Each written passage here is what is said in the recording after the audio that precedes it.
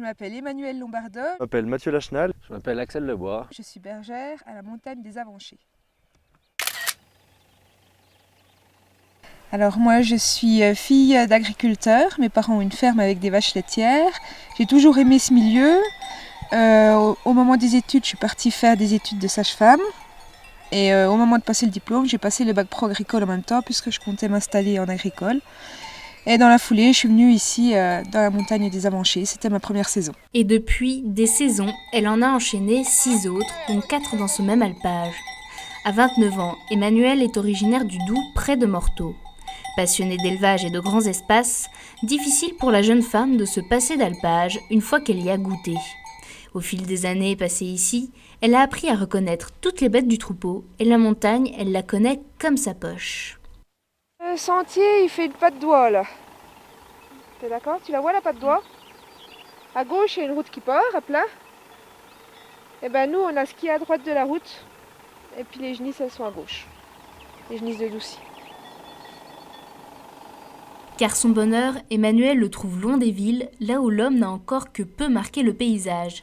C'est ce trait de caractère qui la pousse à s'isoler, comme s'il s'agissait pour elle d'un besoin vital.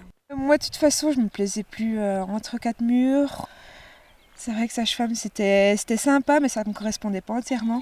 Et puis l'élevage et les vaches me manquaient beaucoup aussi.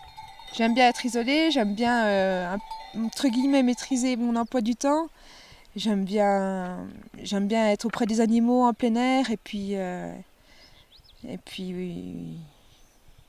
le côté aussi fatigue aussi qui est nécessaire.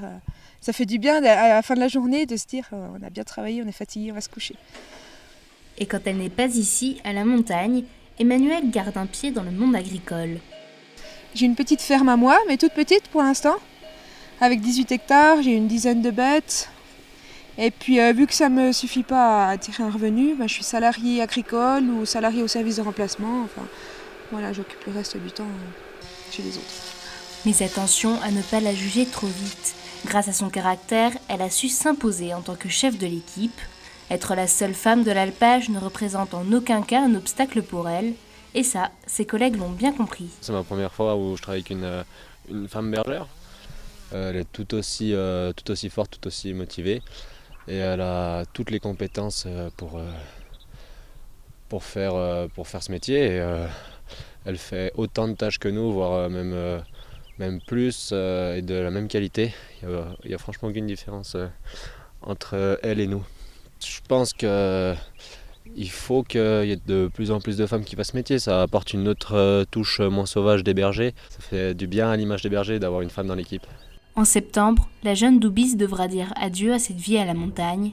À partir de janvier prochain, elle s'installera à son compte dans les plaines franc-comtoises pour produire du lait à comté. Le paysage y est certes moins impressionnant, mais c'est aussi une façon pour elle de se stabiliser professionnellement. Il y a les deux côtés. Il y a le côté vie privée, parce que je pense que c'est bien de faire une belle carrière, mais c'est important aussi d'avoir une vie privée assez réussie. Et puis le côté d'avoir envie de construire quelque chose. Tu as ton élevage, tu construis ta génétique, tu as quelque chose qui dure dans le temps. Même tu fais des travaux dans tes champs, tu vois l'aboutissement.